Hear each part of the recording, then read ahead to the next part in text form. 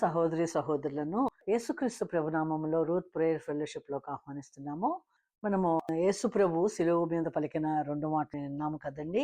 3వ మాట చూద్దాము. యోహాను సువార్త 19వ అధ్యాయము 26వ వచనము 27వ వచనము. యేసు తన తల్లియు తాను ప్రేమించిన శిష్యుడును దగ్గర నిలిచిండుట చూచి, అమ్మా, ఇదిగో నీ కుమారుడు అని తన తల్లితో చెప్పెను. తరువాత శిష్యుని చూచి, ఇదిగో నీ తల్లి అని చెప్పెను. ఆ గడియ నుండి ఆ శిష్యుడు ఆమెను తన ఇంట చేర్చుకొనెను. ఈ వచనములు మనం చూస్తుండగా యేసుప్రభు యొక్క హృదయం మనకు అవగతమవుతుంది కదా. యేసుప్రభు సిలువలో ఆ అరచేతుల్లో మేకులు, కాళ్లల్లో మేకులు కొట్టబడి ఉండగా ఆ శరీరం అంతా కూడా ఇనప మేకుల ద్వారా 1000 కన్నా ఎక్కువ గాయములు కలిగి ఉన్న ఆయన శరీరంను బాధిస్తూ ఉండగా, తలకి ఆ ముళ్ళ కిరీటము పెట్టబడిన బాధ ఆయనలో ఉండగా, గాలి తగిలితే ఆయన శరీరంకి ఎంతో పెయిన్గా ఉంటుంది. అలాంటి బాధలో ఆయన అనుభవిస్తూ కూడా అక్కడ తనను హింసించిన వారిని క్షమించమని ప్రార్థించారు.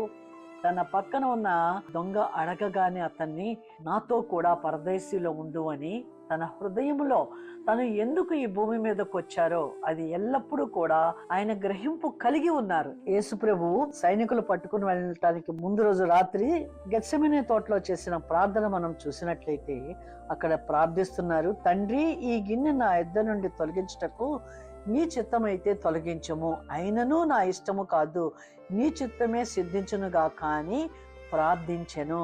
ఎలా ప్రార్థించారండి?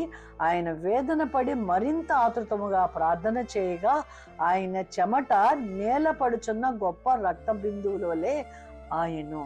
అంత వేదనతో తండ్రి పని తుదముట్టించుట కొరకే నేను ఈ భూమి మీదకి వచ్చాను అని ఆయన ఎరిగి ఉన్నారు కనుక ప్రార్థన చేసినప్పుడు కూడా అది భరించ సఖ్యము కానంత వేదనతో ఆయన ప్రార్థన చేసినప్పుడు, తండ్రి, ఈ గిన్నె నా యొద్ద నుండి తొలగించుటకు నీ చిత్తమైతే అని వేడుకున్నారు. ఎక్కడన్నా తప్పిపోతానని ఒక వేదనతో ఆయన ప్రార్థన చేశారండి. ఆ ప్రార్థన ఎలా ఉందండి? ఆయన చెమట రక్త బిందువుల వల్లే నేలన పడి అని వ్రాయబడి ఉంది. అంత బాధ్యతతో ఆయన ఉన్నటువంటి ఆ యేసు ప్రభువు మరి ఇక్కడ తల్లి యొక్క బాధ్యతలో కూడా తండ్రి బాధ్యతను ఎంత భయముతో భక్తితో ఆయన పనిని తుదముట్టించడానికి ఆతృత పడ్డారో, అలాగే మనుష్య కుమారుడిగా ఇక్కడ మనం చెప్పుకుంటూ ఉంటాం కదా, ఆయన సంపూర్ణ మానవుడు, సంపూర్ణమైన దైవము అని. ఆ సంపూర్ణ మానవత్వాన్ని ఇక్కడ సిలువలో ఆయన పలికి చూపించారండి. తల్లిని చూచినప్పుడు ఆయన, నా తర్వాత పుట్టిన వాళ్ళు నా సహోదర సహోదరులు ఉన్నారు అని వారిపైన తన బాధ్యతను పెట్టక, తండ్రి చిత్తములో నేను జీవిస్తున్నాను, ఇంకా తన సహోదరులు రక్షణ పొందలేదు కాబట్టి తన ద్వారా రక్షణ పొందిన యోహాను తన తల్లిని చూస్తాడనే నమ్మకంతోటి ఇక్కడ చెబుతున్న మాట అండి. తల్లిని చూచి, అమ్మా, ఇదిగో నీ కుమారుడని తల్లితో చెప్పాడు. అలాగే శిష్యునితో కూడా ఇదిగో నీ తల్లి అని చెప్పాడు. ఆ నీ తల్లి అని చెప్పటంలోనే తన యొక్క బాధ్యతనంతా తన హృదయానికి దగ్గరగా, తన హృదయానికి సమీపముగా ఉన్నటువంటి తన శిష్యుడికి అప్పగించగలిగారండి. ఈ మాటలు యేసు ప్రభు పలకటంలో మనకు ఒక బాధ్యతని, మన సొంత తల్లిదండ్రులనే కాదండి, మనం ఎవరిని చూచినా, కష్టములో వేదనలో ఉన్న ఎవరిని చూసినా మనకి అదే బాధ కలగాలి, అదే వేదన కలగాలి, అదే బాధ్యత కలగాలి. యేసు ప్రభు శిష్యుడికి అప్పగించినప్పుడు తన తల్లిని ఏ హృదయంతో అప్పగించారో, అనగా యేసు ప్రభువు హృదయం ఏ విధంగా ఉందో యోహాను హృదయం కూడా ఆ తల్లి పట్ల, మరియ పట్ల అదే హృదయాన్ని కలిగి ఉన్నారు. మనము కూడా క్రీస్తు రక్తముతో కడగబడిన మనము కూడా క్రీస్తు కుటుంబముగా. ఆ వాక్యం మనం ఒకసారి చూద్దామండి. ఎఫెసీ పత్రికలోని 3వ అధ్యాయంలోని 14వ వచనం నుంచి 21వ వచనం వరకు మీరు చదవండి. నేను దీంట్లో కొన్ని మాటలు మాత్రమే చదువుతున్నాను.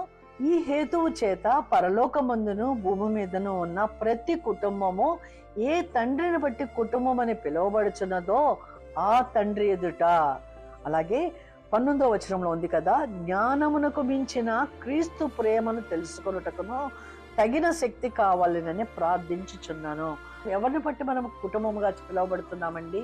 క్రీస్తు కాచిన ఆ సిలువలో సంఘం అనేది ఉద్భవించింది. క్రీస్తు రక్తముతో కడగబడిన మనమందరము కూడా ఒక కుటుంబముగా ఈ హేతువు చేత ఏ తండ్రిని బట్టి కుటుంబం అని పిలువబడుచున్నదో మనల్ని అందరినీ కూడా ఆయన తన కుటుంబముగా క్రీస్తు సిలువలో కాచిన రక్తము ద్వారా మనం ఆయన కుటుంబముగా పిలువబడుతున్నాం కనుక మనము ఎవరైతే వేదనలో ఉన్నారో, ఎవరైతే నలిగిపోతున్నారో వారందరినీ కూడా యోహాను ఎలా అయితే యేసు ప్రభు యొక్క తల్లిని ఇంటిలో చేర్చుకున్నాడో మనము కూడా మనం ఇతరుల కొరకు ప్రార్థించటము, వారి కొరకు మనము మొరపెట్టడం, మన తల్లి, మన తండ్రి, మన సహోదరుడని మొరపెట్టే ఆ ఆత్మీయ బంధాన్ని మనకి ఇక్కడ చూపిస్తున్నారండి.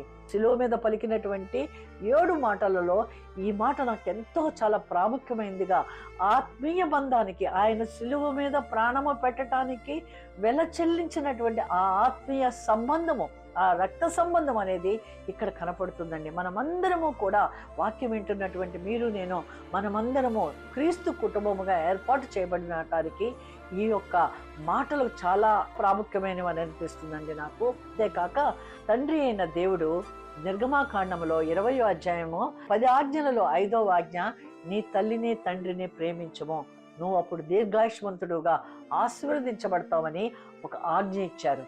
అక్కడ ఉన్నటువంటి 10 ఆజ్ఞలలో ఆత్మీయమైనటువంటి ఆజ్ఞ, తల్లిదండ్రుల పట్ల ఉన్నటువంటి బాధ్యతని కూడా యేసు ప్రభువు ఇక్కడ నెరవేర్చారండి.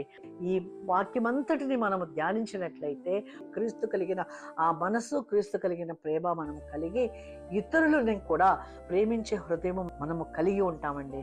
ఇతరులు వేదనతో వాళ్ళు నలిగిపోతున్నప్పుడు వాళ్ళని విడిపించే వారముగా మనం ఉండాలి అని మన చుట్టూతో ఉన్న ప్రజల్ని మన ఇంట కాదు కానీ మన హృదయంలో చేర్చుకుని వారి కొరకు మనం ప్రార్థించబద్దులమై ఉన్నామని ఈ వాక్యం సెలవిస్తున్నట్లుగా అనిపించిందండి.